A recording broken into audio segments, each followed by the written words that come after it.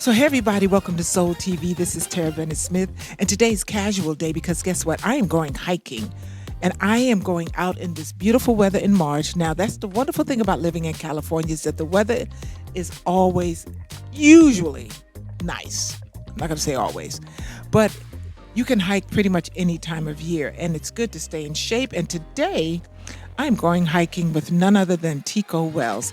Now, you will remember Tico from the Five Heartbeats. He played Choir Boy. Well, today he's going to kind of take us and talk a little bit about what he's been up to, you know, career wise, life wise. He's a wellness coach. Take a look. Is a house for love.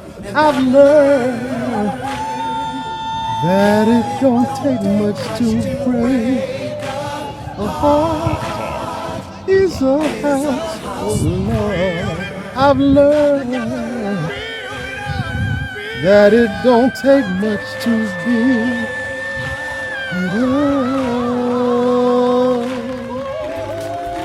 Hey, come join me. Put on your tennis shoes. Come hike with us. So he's talking about me right See now. Saddle Peak over there. You know you're right here, going that way. I didn't If you say see it on your anything right, about it's that directions way. today, but it's If you okay. see it on your left, you're going this way. Yeah, if we do that hill, that covers the whole walk. Everything else is gravy. After that, you know, something's funny. Like when the camera comes on, it makes people do different things. So Tico, tell me, Five Heartbeats. When we hike, people will stop and go, "Choir Boy." Tell me how you got started with the Five Heartbeats. Well, I auditioned in New York for Robert Townsend. We did some improvisation. I was doing a play at the time at Crossroads Theater called Spunk. And so they let me go ahead of everybody. Went in there. We did different characters. I didn't know any of the characters. I didn't know the script. He didn't have a script. At the time, he didn't give me one. I didn't know what I was auditioning for, other than it was a singing group. And so we did, we did a little singing and dancing and improvising on the scene, and went through all the different characters: Eddie, Dresser, JT, everybody but Duck. After the audition, he just turned around to the casting director, Jackie Brown, and said, put him down for Choir Boy. He'd be good for Choir Boy. I didn't know what Choir Boy was. I figured he came from the church, but I didn't have a script, no script. And then the weird thing was that after the audition, for several months later, people were on the street saying, "Congratulations! I heard you got that movie with Robert Townsend." It's like, what? So it was quite a while before I actually got the role. I had gone down to Atlanta from New York to do Fences, and I was just waiting. Matter of fact, I turned down another movie because I didn't want anything to interfere with this. I was like, this is my joint right here. I want to do it. What's that like? That experience working with Robert Townsend and all the five gentlemen. Beautiful. Just a bunch of beautiful black people working together, loving each other, trying to make a classic. Because Robert had enticed all of us into the idea that we were making a classic, and we bought into it. What was it like when the first person ever recognized you on the streets? I remember being in Virginia one time in my mother's hometown, Petersburg, Virginia, and I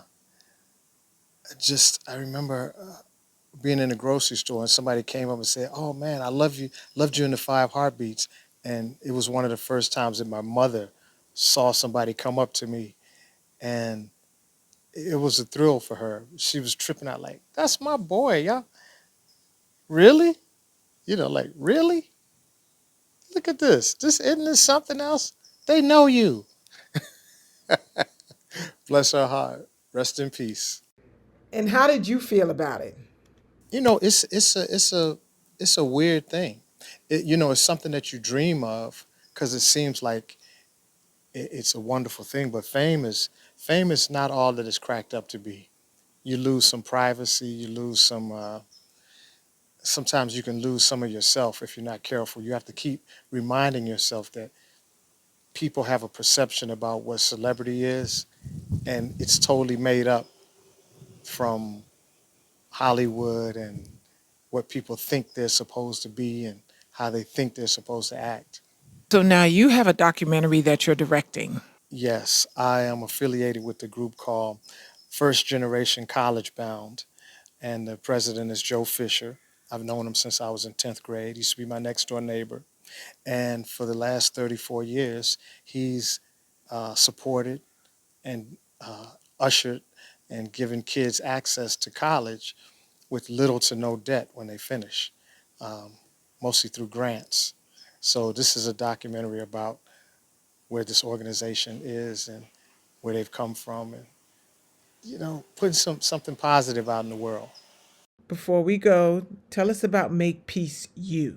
Make Peace U came out of a project from a class I was in studying at Landmark Education. There's a place called Landmark Education, and it was an advanced course, and we had to do a community project.